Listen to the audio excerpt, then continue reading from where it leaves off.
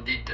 Alors, en attendant, nous demandons à M. Christian Tremois de nous écouter, parce que ceci, c'est quand même une émission pour qu'il entende la réponse de deux éminents opposants quand même, qui sont en exil certainement forcé.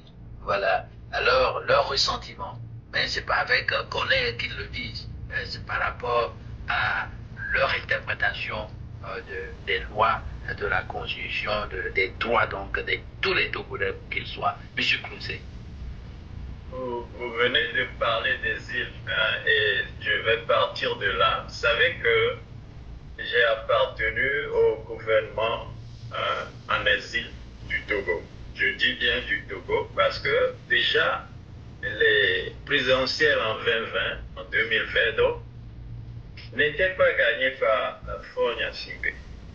Et ça a toujours été comme cela. C'est-à-dire, nous, au Togo, on a les lois, mais on marche dessus comme on veut. Alors, je ne sais pas si tout le monde a fait ce petit rapprochement-là, que du vivant de Monseigneur Bodio, du vivant du docteur Akpeomé Bodio, mais Faure Gnassingbé n'a pas osé toucher à la constitution du Togo. Et pour la simple raison que ils avaient déjà sur leur tête au Togo là, que le docteur Akpeomé avait confié à des avocats étrangers. Alors ils savaient que s'ils avaient fait ce genre de chamboulement, ça les aurait amené l'eau. Donc ils ont profité et comme des voleurs, je le dis bien, nuitamment, on change la constitution du Togo. Or, sur ces grands axes-là, c'est-à-dire changer complètement de république, mais vous n'êtes pas sans savoir que ça ne devrait pas être possible si ça ne passait pas par un référendum. C'est-à-dire, on devrait demander l'avis de tous les Togolais. Mais alors, qu'est-ce qui s'est passé le 24 mars? On change comme on veut. Et les Togolais se sont mis à crier parce qu'ils ont été surpris. Et voilà, on prend les députés qui courent,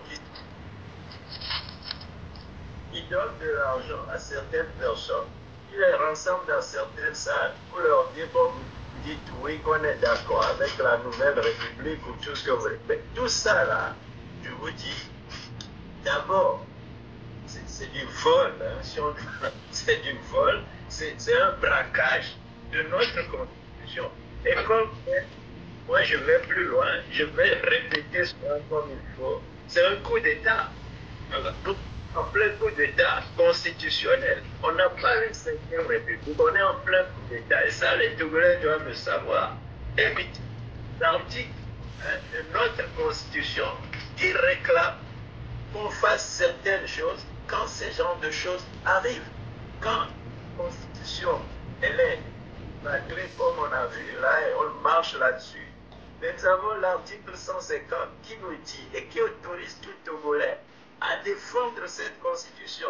Comment la défendons aujourd'hui? C'est qu'on a mal défendu la constitution. C'est pour cela certaines personnes qui se disent de ce gouvernement-là viennent encore nous narguer en nous disant que oui, c'est une bonne chose et faire des comparaisons avec des pays ou des cadres qui sont pas chaque pays à sa constitution. Tout à fait. Merci, M. Cloutier. Alors, il vient de nous rejoindre. Ils sont deux. C'est le confrère Serge Roy et puis M. Christian Jola. Alors, nous passons la parole à M. Serge Roy pour qu'il nous apporte ses explications ou bien une remarque par rapport